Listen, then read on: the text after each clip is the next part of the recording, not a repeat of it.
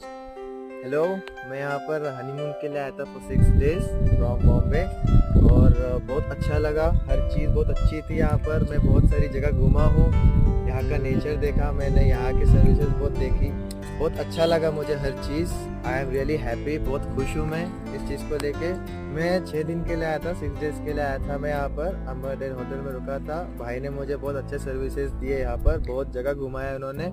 Is a very good person and बहुत अच्छे हैं वो। एंड उन्होंने मुझे बहुत सारी अच्छी अच्छी जगह दिखाई यहाँ पर एंड बहुत सारा घुमाया, बहुत ज़्यादा ही, जितना मैंने एक्सपेक्ट किया था उससे ज़्यादा। And thank you so much for this, thank you so much.